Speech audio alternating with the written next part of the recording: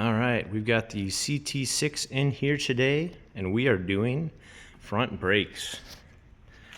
So if you're gonna do the front Brembos in your CT6, you gotta know that there's two different sizes, at least for the 2017s. So this is, this car has the bigger brake package option in the front, and I'm gonna show you how to check it. Go to your trunk, pull off that cover here, right here.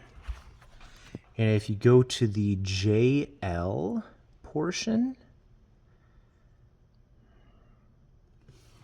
or sorry, not JL, J56 is the 345 millimeter front brake option.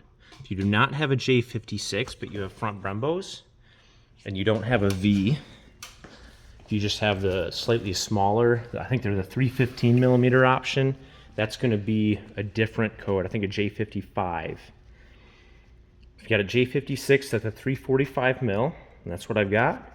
We're putting on power stops, fully geomet coated rotors, and carbon ceramic pads. So we're going to do the full replacement here, nothing cut out.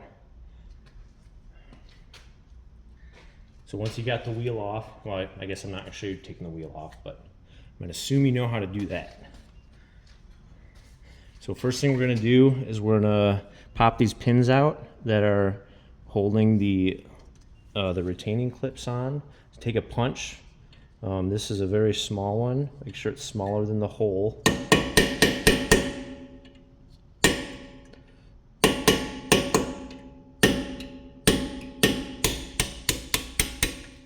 And punch that through as far as you can. So when you get near the end, I had to put it in at a slight angle because the thing starts going at an angle, so you can't just keep hammering straight. Then we got to go up at an angle. Now once you get these to about to this point past the outer brake pad, you can kind of push on here and then just slide it out. And the second one's easier. Hopefully you got new clips with your pads, which I did. These we got to reuse though, so save those. Now your pads should be a little bit free in there, but we're gonna have to take pry bars. Now you're gonna need two pry bars for this. If you do only one, you're gonna pry the one side.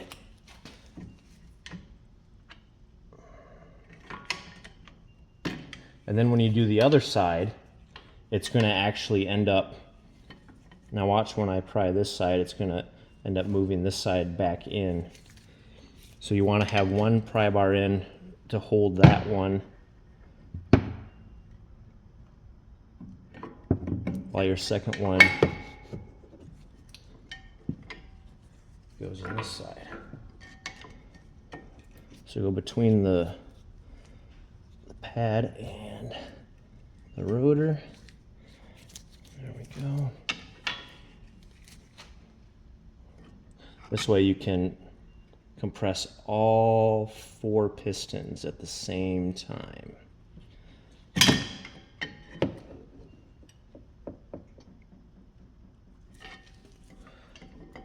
There should be tons of play in there for both.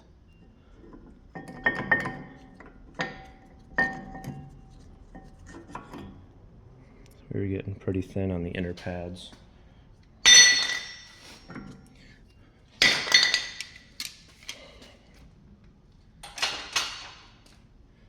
All right, next we got to take the caliper off, get something ready to hang the caliper on. I use this, hang it on the front, hang it on the top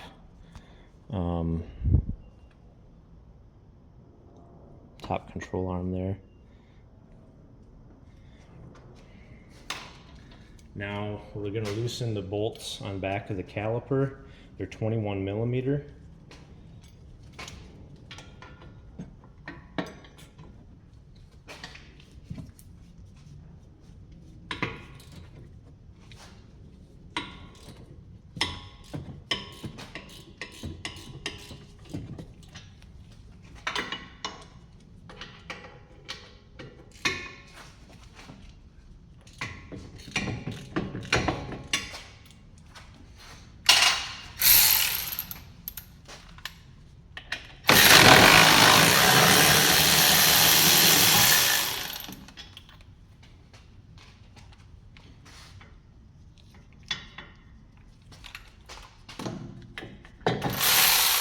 want to make sure this doesn't fall down because you don't want to stress your brake line.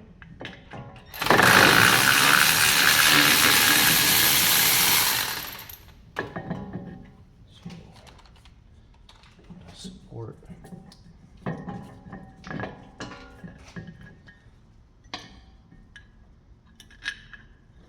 we go. Just hang it out of the way.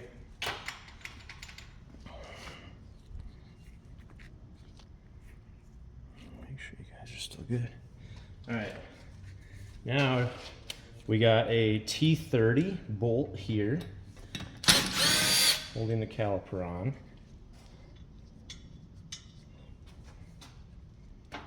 You don't necessarily have to put the new one back in. I always do though. All right, now, if you got any rust here, you want to get that as clean as possible so that the rotor, it doesn't wobble when the wheel spins. So I like to take the brush has to be real skinny so that it can get between the stud and the hub, and then go between all 5 and scrub really hard. I just had these off a couple months ago, so mine don't need a ton of work because I just replaced the spindles and the ball joint built into them. So I already went through this, but just for demonstration's sake, go between each stud and the hub, and then go on the outside of each pair of studs and kind of go around the outside. I'm still getting quite a bit of like rust dust off there, but yeah. We gotta grab our rotor.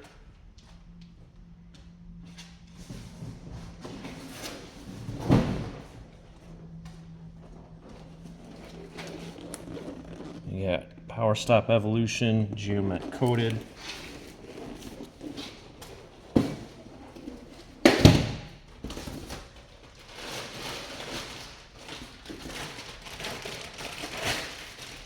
I like using the geomet rotors because you don't have to clean them off with brake clean.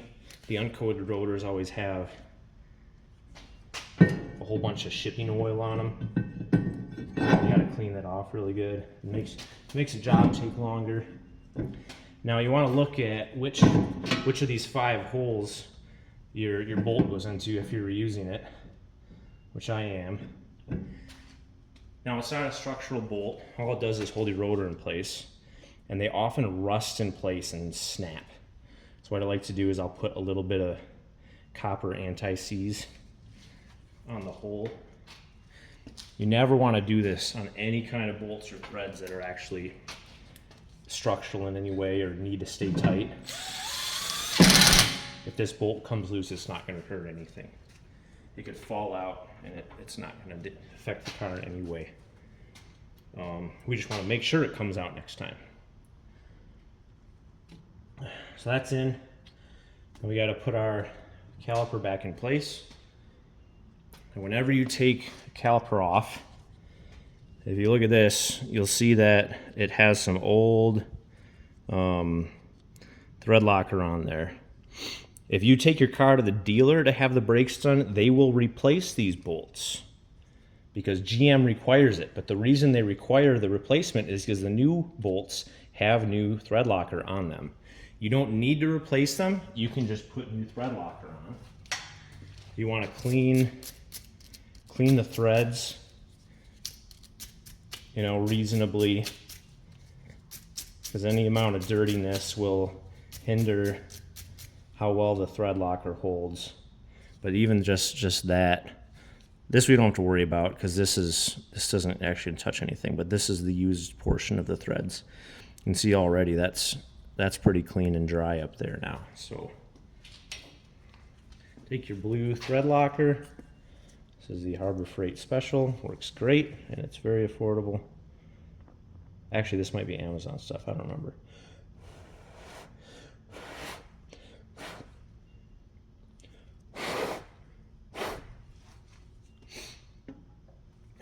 Now we got the first one ready. One hand these calipers are so light for how big they are.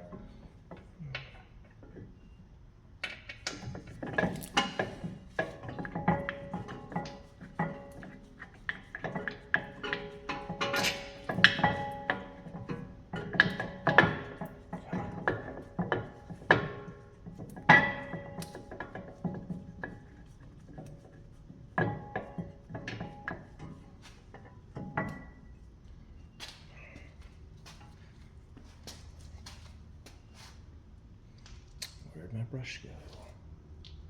There it is.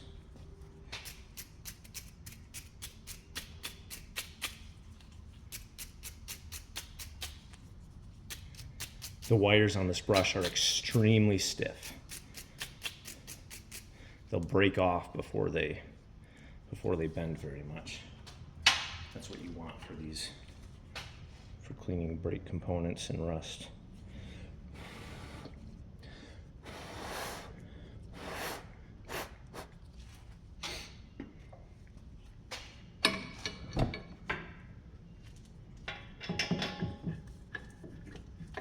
So you don't need to worry, when you're putting the first bolt in, don't put it in all the way.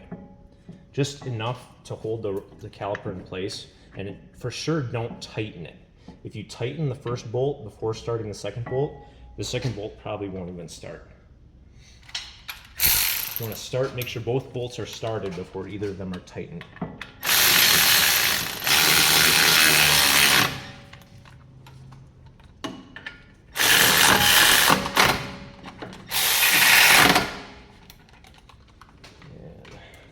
Loosen this one a little bit.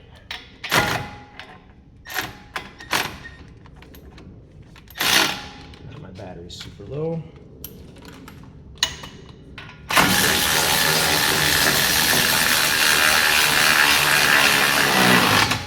Like the bottom one wasn't even started right.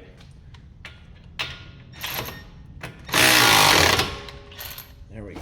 Both are bottomed out. And we can tighten them.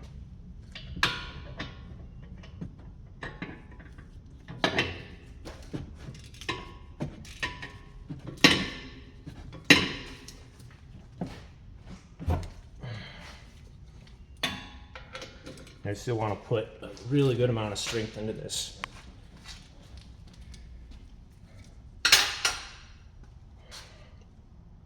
The thread locker will definitely help keep them in place, but you don't want to rely solely on that. Now, if you haven't cleaned out in here, you want to do that too. If you don't have a skinny brush, you'll have to do this before putting the caliper on. Again, I've cleaned this stuff out recently, so it's mostly just brake dust in there. And these are anodized aluminum too, so you don't have to worry about them like rusting out after scratching them.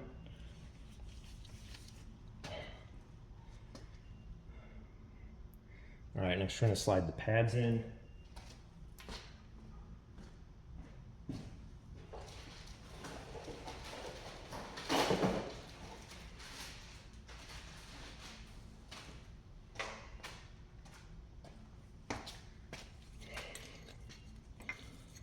Just do a quick test fit. Should slide in there nice and easy.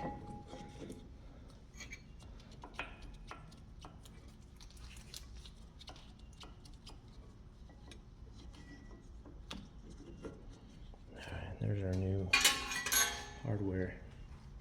Now, if you tend to drive real gently all the time, these will tend to squeak really bad.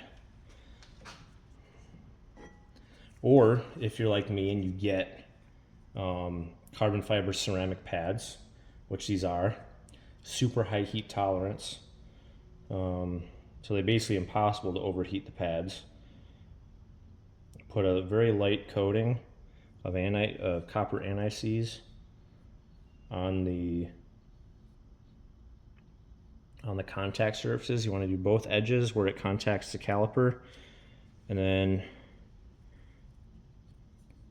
circles where the pistons touch.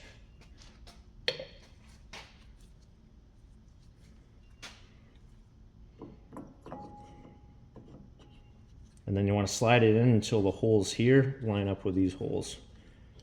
If you slide this outer one too far in, you can push it back out from here. This one's a little harder.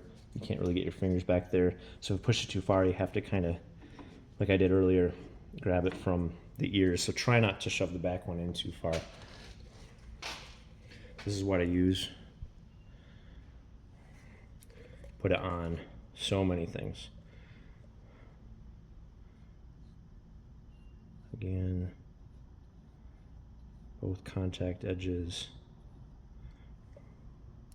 You can also get pads that have weights sticking off of the top, so you'll have like big discs out here. That's also to help combat the brake noise, brake squealing for people that drive their cars real gently all the time.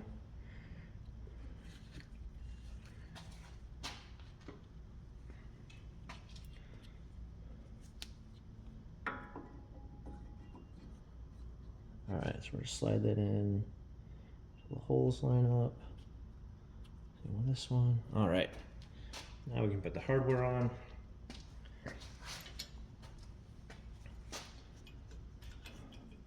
Start it in both.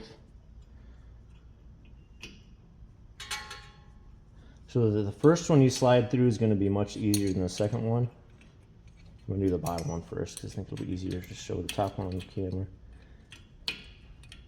All right, so the bottom one is through the second pad, and then we're going to push the other one until we get as far as we can, and then it's stuck. So it's like barely into the pad. Then you can take your hammer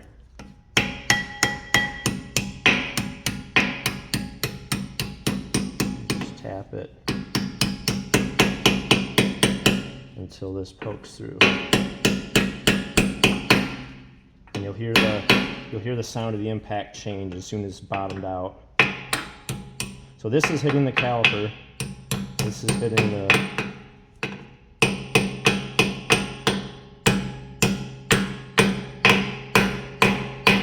there we go. That's finished.